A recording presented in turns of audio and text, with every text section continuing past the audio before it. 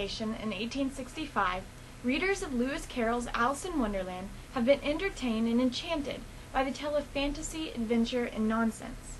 And upon closer look, the reader will see that the illustrations in the book are more than just pictures. They are an essential part of the story. Lewis Carroll commissioned John Tenniel to illustrate his story, and the illustrations work hand in hand with the text. Tenniel worked with a great deal of influence and guidance from Carroll. But what really interests me is how other artists have adapted these illustrations and created additional illustrations inspired by Carroll's story. Let's take a look. One of Tenniel's most recognized illustrations is that of the Duchess in Chapter 6, entitled Pig and Pepper. The scene contains 5 characters and a lot of action. The moment of choice which inspired the illustration can be narrowed down to nearly a single line in the text. This illustration is especially interesting because of its portrayal of the Duchess, a strange and grotesque character. The action that occurs in the scene is not necessarily in the illustration, is also rather intriguing. As the cook begins throwing dishes, the baby is crying, but the Cheshire Cat remains cool. As a point of interest, let me quickly interject the inspiration for the outlandish appearance of the Duchess. This painting is entitled La Vecchia Grotesca by Kenton Matisse. It was created around 1525. Some say it is a portrait of Marguerite Maltouche, who was a countess of the 14th century and rumored to be the ugliest woman who ever lived. But despite the uncertainty of its subject, I am certain the portrait made an interesting influence in Tenniel's piece.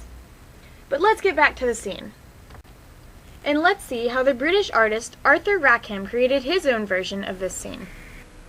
Arthur Rackham was born in London in 1867 during the Victorian age. He was commissioned to illustrate many books which were popular at the time.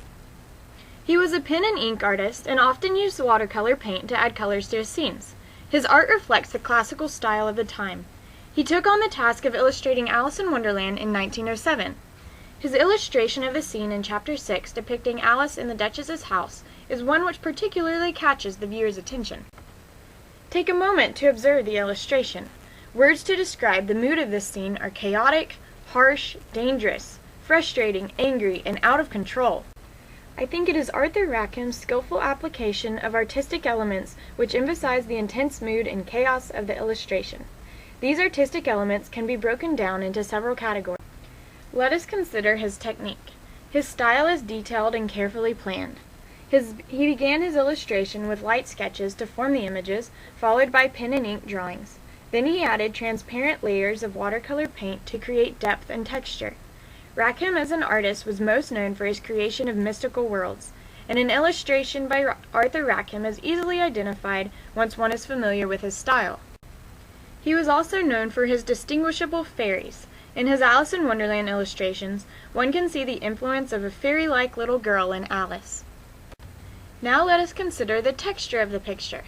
Texture refers to the surface quality or feel of an object in the picture. The surface of the wooden floor is rough and grainy, contributing to the discomfort of the scene. The smoke is thick and opaque. It appears like a threatening cloud. The fabrics of the clothing and the character's hair have special detail. The broken dishes have sharp, jagged edges, emphasizing the danger of the scene. Now consider the viewer's perspective. As compared to Tenniel's picture, the eye observes Rackham's scene from the side of the room and on an even plane with the characters. The viewer feels like he's standing in the room.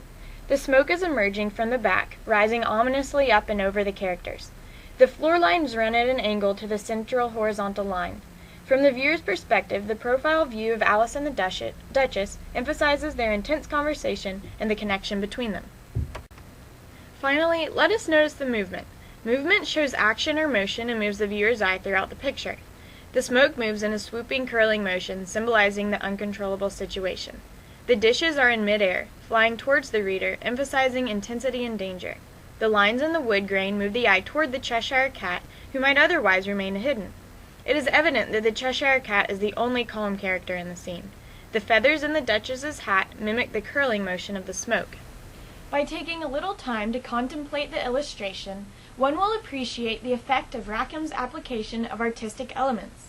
Although Rackham's illustration is not one which belongs to Lewis Carroll's book, it is an exceptional depiction of the story.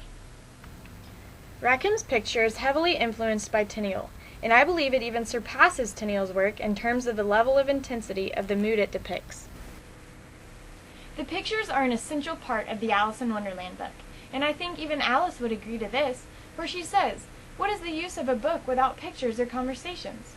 Tenniel's illustrations do not only accompany Carol's work, they complete it, and by observing and analyzing the work of other artists, one can gain a deeper understanding of the text and the mood, and most importantly, one can enjoy the art produced from another artist's perception of Carol's magnificent story. Sometimes I can't help but thinking that I will rip out of my seams and my eyes eventually fall